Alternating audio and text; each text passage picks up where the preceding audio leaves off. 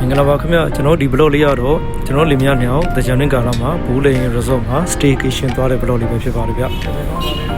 အဲ့တော့ဘူးလိန်သွားရင်ဝင်ချင်းမှာကျွန်တော်တို့ကဒီလို sign board လေးတွေ့ရမှာပေါ့နော်အဲ့ sign board လေးတိုင်းချိုးသွားရဆိုလို့ရှိရင်ဘူးလိန် resort ရောက်ပါတယ်ဒါကတော့ကျွန်တော်ဝန်စင်းဆောင်ပေါ့ဒါကျွန်တော်လင်မြမြောက်တဲမဲ့အဆောင်ပေါ့နော်ဆိုတော့ဒီ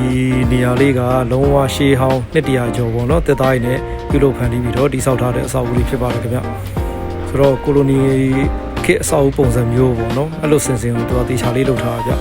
ဗျဒီခုလုံးကဒီကျွန်းနေနဲ့အခင်းနေဆိုတော့ကျွန်းတွေကိုတေချာလုပ်ထားပါပေါ့နော်ဒီကျွန်းတွေကုန်လုံးကလည်းလုံးဝကိုအသားသိနေတဲ့ကျွန်းမျိုးတွေအခန်းလေးကတော်တော်လေးကိုနေလို့ထိုင်လို့လည်းအဆင်ပြေပါတယ်ဗျဒါတော့ဒီအတွင်းခန်းကိုပေါ့နော်ကျွန်တော်ဒီလက်ပတ်ပြီးရိုက်ပြထားတာဒီရာဆိုလို့ရှိရင်ဒါပတင်းပေါက်လေးဗျအဲ့ပတင်းပေါက်လေးကိုဖွင့်လိုက်မယ်ဆိုလို့ရှိရင်အပြင်မှာဒီနွယ်ပင်တွေကဟိုတက်နေတာပေါ့နော်ဒီနွယ်ပင်တွေဆိုလို့ရှိရင်လည်းအဆောက်အဦဘေးနားနေပြီးတော့သူကကတ်ပြီးတော့အဲ့လိုပေါက်နေတာဒါတော့တောင်ထမ်းပင်တွေပြင်မှာရှိတယ်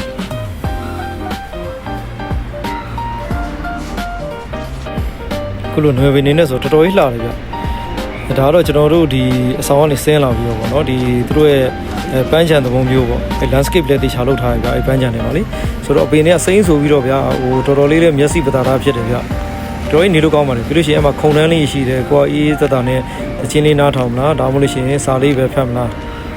ပြီးလို့ရှိရင်ဒီပန်းချံနဲ့မပိုင်လဲဆိုတော့သူကအဲ့လိုကြက်တွေလည်းဒါဘေးမဲ့အဲ့လိုမွေးထားတာရှိတယ်ပေါ့နော်ပြီးလို့ရှိရင်ကျွန်တော်တို့ကဒီလိုဂဝွန်လန်းလေးလည်းညီနီလန်းလေးလည်းလမ်းလျှောက်ပြီးသွားလို့ရတယ်ဗျဒါကျွန်တော်ဝင်လာခဲ့တဲ့လမ်းလေးပေါ့နော်အဲ့လမ်းလေးမှာကျွန်တော်လမ်းလျှောက်မယ်ပန်းပြေမယ်ပြီးလို့ရှိရင်အဲ့ဂဝွန်လန်းလေးမှာပဲကျွန်တော်တို့ကဒါစပိန်စီမလား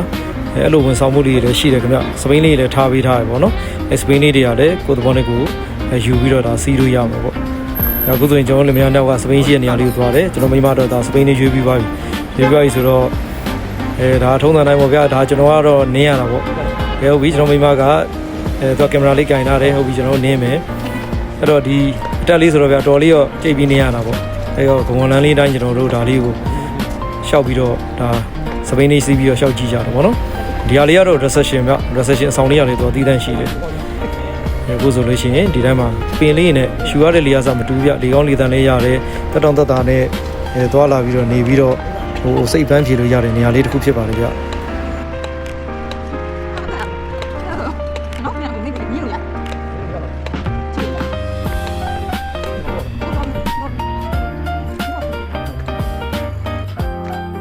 ဒါလေးကတော့ကြောက်တုံးလေးတွေနဲ့တေချာစီထားတယ်သူကဒီတစ်ပင်ပန်းပန်းလေးထည့်ထားတာပေါ့နော်အဲ့ထည့်ထားတယ်ပန်းကြံလေးတစ်ခုပြအဲ့နေမှာသူကသီးသန့်လေးတည်ရှိနေတာ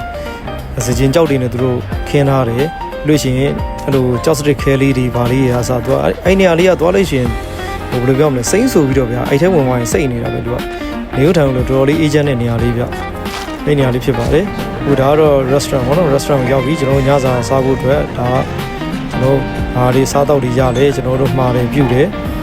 လို့ရှိရင်ဒါ restaurant ဘေးမှာမှသူကဒီလိုကုတ်ပြအခင်းလေးရှိရပေါ့နော်ဒါကတော့အဲ့မှာသူတို့ဘေးမဲ့ပေးထားတဲ့ဘဲတွေမွေးထားတာပေါ့သူတို့အဲ့ဒါမျိုးကြီးလည်းရှိတယ်ဗျဒါ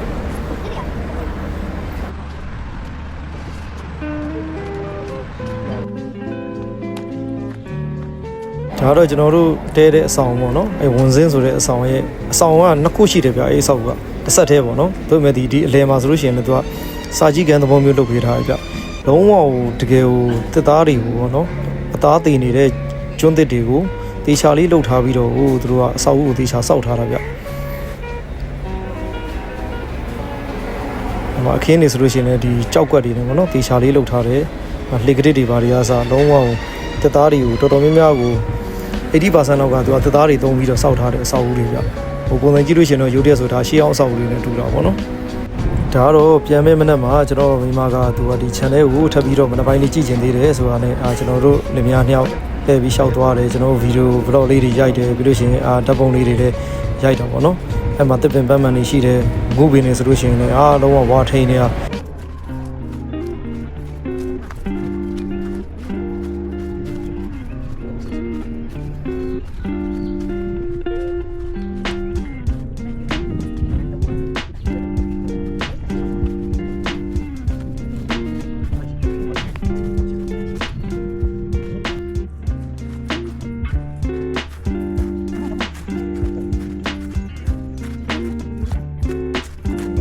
က ကဲပန်းချန်တွေကိုလှည့်ပဲကြည့်ပြီးဆိုတော့ကျွန်တော်တို့ကပဲခူးကိုဆက်သွားပါမယ်ပဲခူးပြန်ပါပြီခုဒါကတော့ကျွန်တော်တို့ဝင်လာတဲ့လမ်းကိုဒါကားနဲ့ပြန်ကားပါကင်ကနေပြီးတော့ဗောနော်သူတို့ကနေပြီးပြန်ထွက်တာအဲ့လမ်းလေးအတိုင်းပဲဗျ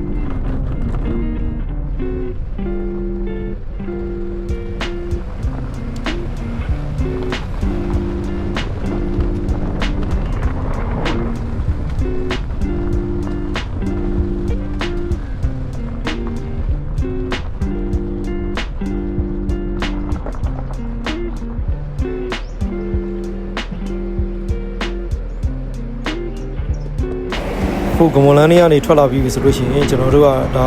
ရန်ကုန်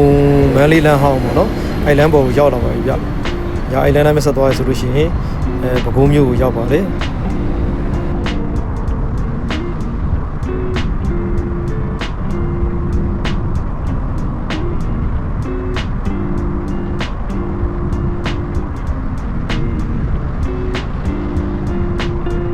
ဒါတော့တကြံတွင်းကာလာဆိုတော့ကျွန်တော်ဒီလိပ်ပြကန်ရှိတာပေါ့နော်လိပ်ပြကန်ရှိမှာမန်တက်ရှိတော့အဲ့မှာကားပိတ်နေတာ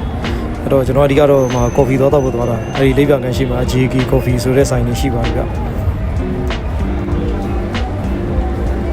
ကိုကတော့ဒါကော်ဖီတော့အမှအချိန်ရောက်လာပါပြီကော်ဖီတော့တစ်ခါတောက်ပြီးတော့ကျွန်တော်တို့ဘကုန်းမှာနေပါမယ်ကဲဘလော့လေးကိုလည်းအဆုံးထိကြည့်ပြီးရတဲ့အတွက်လည်းကျေးဇူးအများကြီးတင်ပါတယ်ခင်ဗျာရှေ့လျှောက်လဲကျွန်တော်ကဒီလိုနည်းနည်းခီးသော vlog လေးတွေ sport နဲ့ပတ်သက်တဲ့ vlog လေးတွေထူးဆန်းလေးတွေရောထပ်လုပ်ပေးဖို့ရှိပါတယ်ခင်ဗျအားလုံးကျေးဇူးတင်ပါတယ်ခင်ဗျာ subscribe လုပ်ဖို့လည်းမမေ့ပါနဲ့ကျေးဇူးပါ